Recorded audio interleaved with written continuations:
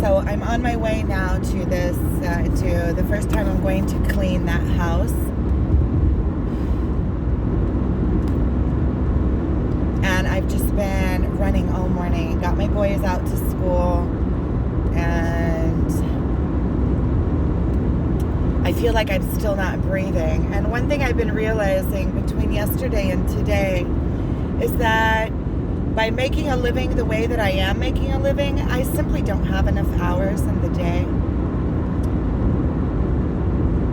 Something's got to give, because there, to be able to do everything that I want to do and have to do in order to make a living in a day, how I'm living now, there simply is not enough time. I could be working 24 hours a day and still not making it.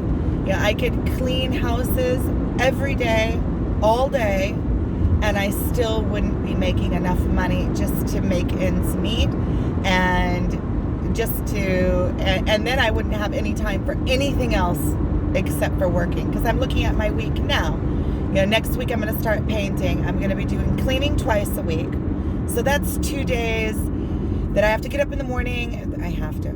That I get up in the morning and I go and clean, and like today I have to make it back to pick up my son, to take him because he has something with his basketball, and it's just, the day is gone. By the time I get home, it's going to be late afternoon, and there's mud flying from somewhere. I'm going to slow down so I'm not following these cars right on their butt. Wow, beautiful. There's a field over here that is with like yellow flowers, the whole field. It's mustard. So something has to change. There's simply not enough hours. The way that I'm making a living now, if I'm the only one working and the only one, and with my ex-husband, I'm going to go ahead and talk about that. This whole thing with renting a house, I don't know what got into him, but he started pushing towards it and said that he's going to help me out. He's going to pay the bulk of the rent, and I just have to pay the rest and all the rest of the costs. I haven't even been in the house. I I was in the house for 2 weeks, and he's already, it's always been like that. I'm not going to talk about it. I'm not going to talk about it, and I'm not going to cry about it. I'm going to be thankful that I do have what I have, and I'm going to trust in God.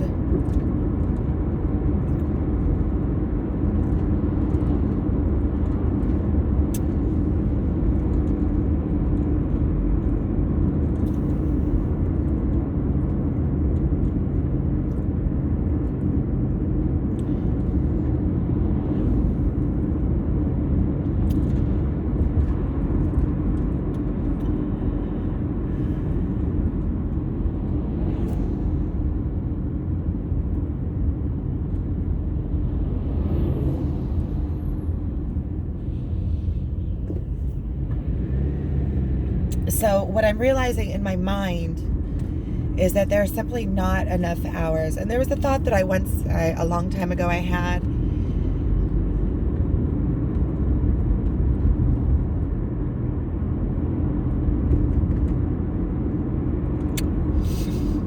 Which was either that I need to take my hours, like if let's say I make a certain amount an hour, I need to either take my hours and make it, let's say if I make something of value within an hour that I can resell, then I'm reselling that hour. Or let's say if I do some kind of how do you say like a talk, let's say like a like a TED talk kind of, but where you invite people. So let's say if I make a what is going on with my English? if I make a talk, and I invite people, and my talk is for like an hour and a half, and people pay to come, then I'm also taking that hour and I'm multiplying it by the amount of, multiplying it. I'm making that hour much more valuable than just an hour of cleaning house, let's say.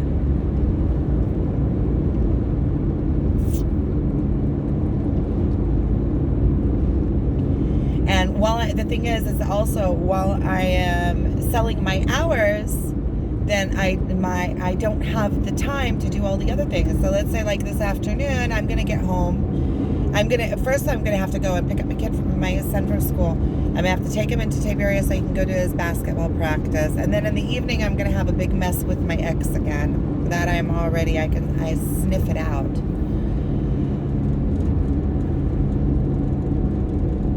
I knew better. I knew better than to trust him. I knew better than to trust him. He's already finding all sorts of reasons why he doesn't have to help. And I went out on a limb and rented this place because I knew because he said, and he was pushing. I thought, okay, well, if he really wants and he's going to help, then okay, then I can do it because he's pushing for it. It's something that he wants too. It hasn't even been 2 weeks. I haven't been in the place. I've been in the place now for about 2 weeks, but this already started. It already started. He's already threatening. He's already saying how he's not going to be helping, and he's trying to micromanage me and tell me what to do and where to go and how to be and what to do in the house, and then he's starting to tell me, oh, but that's part of the deal. I already told you it's part of the deal. And it wasn't part of the deal, because I told him from the get-go. I said, listen, I'm going to take the help from you. You're their father. He hasn't been paying for years any kind of child support. That's, kind of, it's I mean, that's kind of like the egg and the egg and the chicken, right? He hasn't been paying any kind of child support.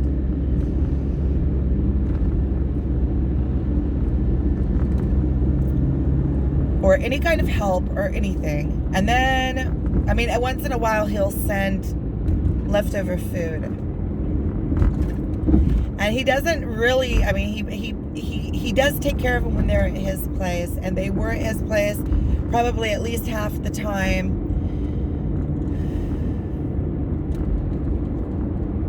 And so last night, I don't want to tell about it because it's also telling about my kids, and it's kind of going into their privacy.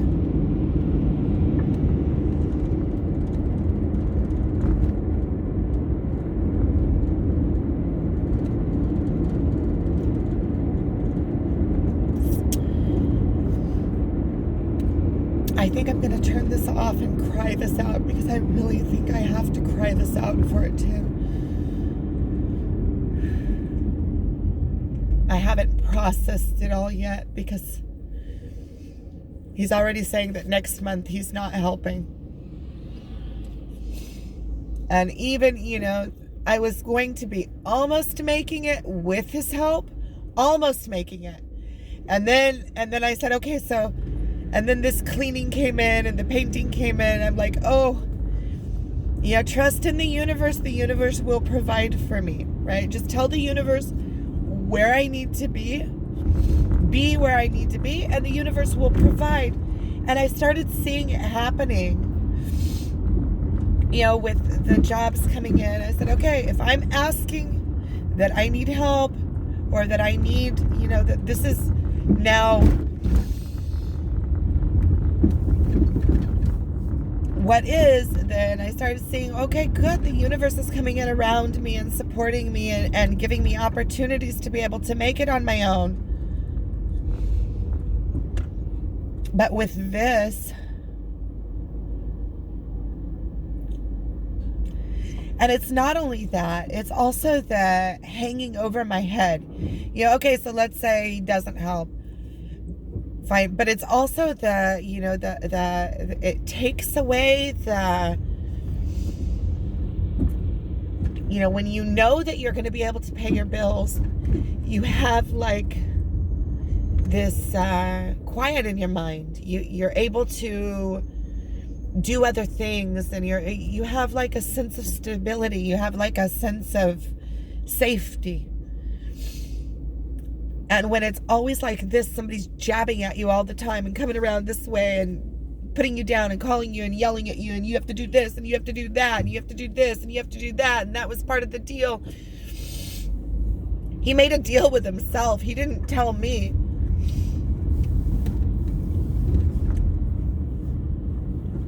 So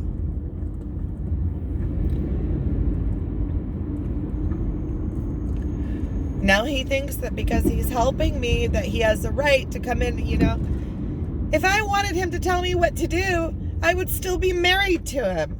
If I wanted a micromanager bully in my life, then I would still be married to him. And you certainly don't buy me, and he likes it that way, that I'm now like dependent on him. Oh, if you don't do what I say, then I'm not going to help. And if you don't, and he knows that I can't do it on my own. So it's like, okay, you do what I say, or you're not going to have a house to live in. But it's not only that. He's also telling the kids that he told my son last night, if she doesn't do like what he's telling me to do, and he's mad too. He's like yelling and mad. He wants, okay, so if I'm already telling.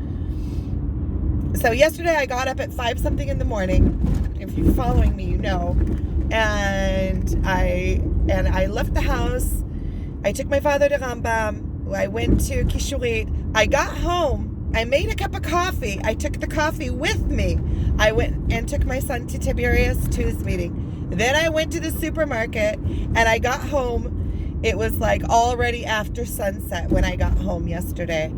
And the house was still a mess from the morning. I didn't manage to do anything. Everything was still up in the air. I haven't worked on my course. I didn't do any kind of work whatsoever yesterday, making products or anything like that. And so I was tired because I went to the wedding the night before and I went to sleep at 1, and then I got up at 5 something. So I was just like, I was so tired. And so then, and my kids, they're my son's birthday is in a couple of days and he's going to be 16. 16 can ride the bus and take the bus home. There's buses. And so now his new thing is that if he's paying me, he's like paying me a wage or something. That's how he feels, like he's paying me. He doesn't feel like he's taking care of his kids. He feels like he's paying me. And I didn't ask him for it. He came to me and he was harassing me to go rent a place.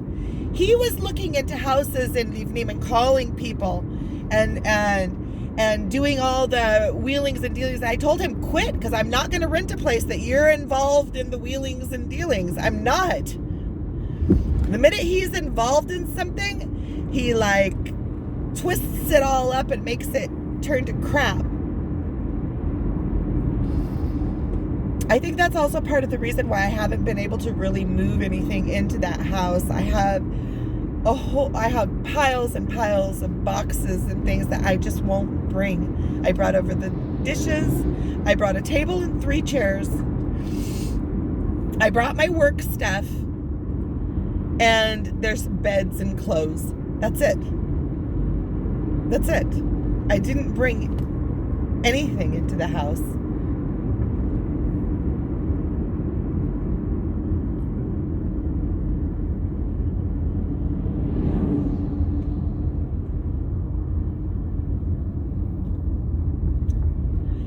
So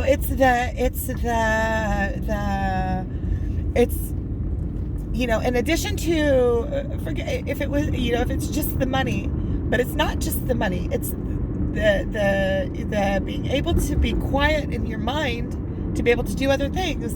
Because now I have this hanging over me, like next month.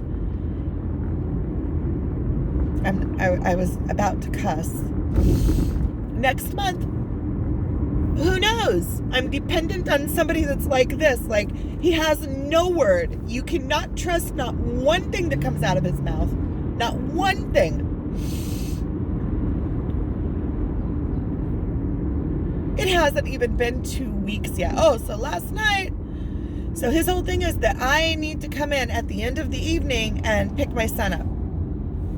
My son can take the bus. My son wanted to take the bus. He told him, I can take the bus. No, your mother's going to do it. And so I told him, no, take the bus. And so then he brought him down to the intersection. I went and picked him up from the intersection, but he brought him down to the intersection as if, it's like he's making a big deal about it. Oh, my 16-year-old can't take the bus. Like he's going way out of his way because of me, because I won't come and pick him up. So he has to bring him. He's like making a big drama out of nothing, just so he'll have an excuse that next month he doesn't have to help. It's all a big game. I know. It's all a big, he's building his own self up in his own mind to make an excuse why he doesn't have to help anymore. Because he hasn't paid any kind of child support in years, and last month, all of a sudden he paid. Because he paid. And so it's like eating him. It's eating at him. Because if he's paying, then I need to be running.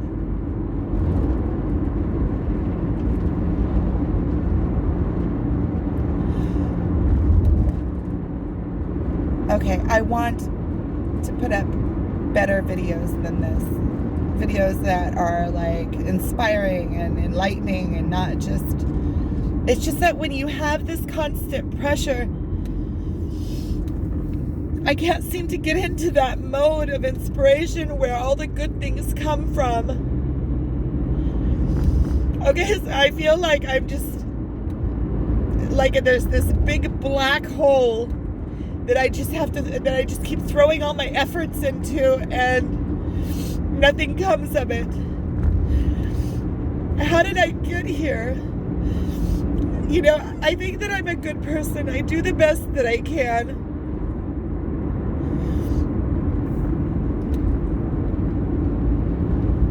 How did I get to a place like this in my life where I feel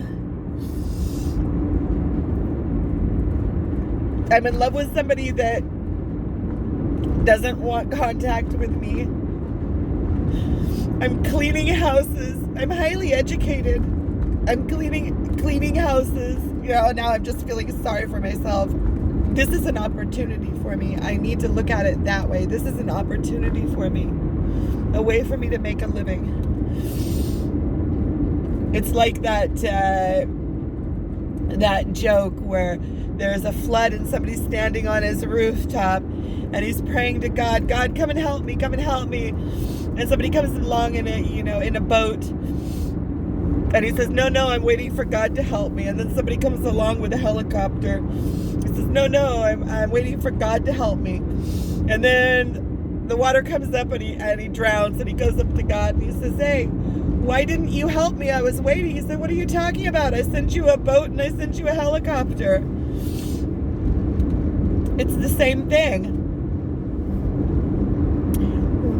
Ooh, I'm crying in every single one of these freaking videos. I'm crying.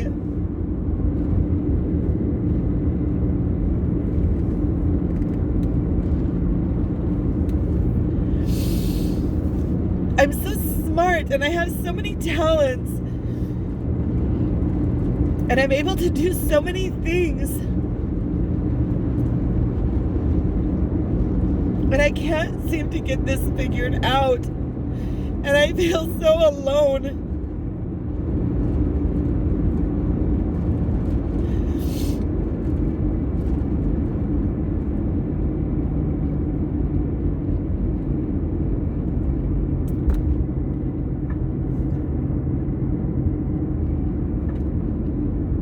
And I don't want to go back to my parents' house.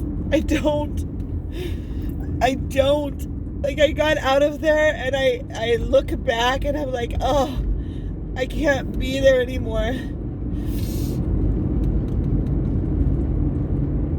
I just don't. I can't go back. I can't go back, and I don't know what to do forward. Oh.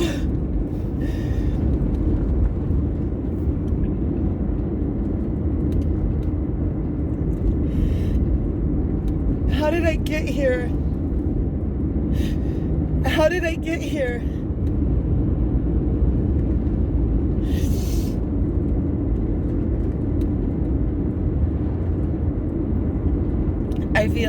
I know, it's like, I know I'm responsible for my own life. I got here because of my choices and my decisions and because of the way that I am. I know that.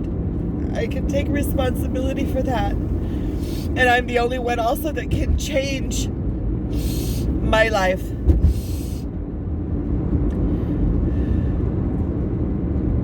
I look around and there's like so much abundance. There's so much abundance. There's so much abundance. I look at all of these beautiful houses and gardens and places to be, and I see that other people seem to manage, and it's not, and I'm plenty talented and I'm plenty educated and I know how to do a lot of things.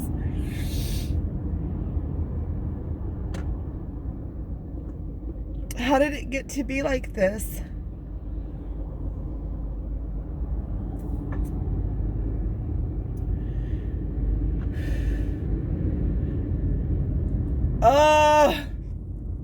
Okay.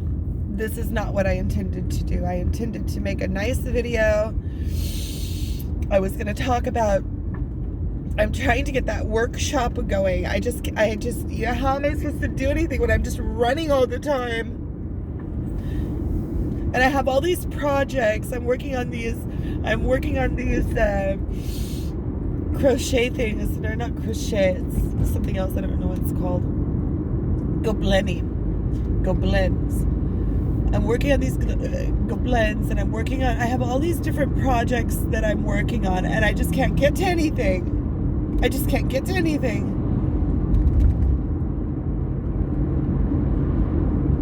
You can't clean and write at the same time. You can't. Oh, I need to quit belly aching. Okay, well, I'm gonna quit this video. I'm like maybe 10 minutes away, 5 minutes away. I want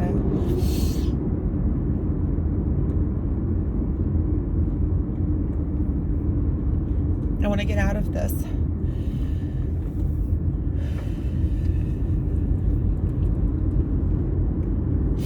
Cleaning will do me good, because when I'm cleaning, that's what I'm doing. I'm cleaning, I'm doing what I can, and I can't do anything else while I'm cleaning, so I'm off the hook. When I'm cleaning, I'm cleaning. Okay. Stop this now. I'm sending you lots of love.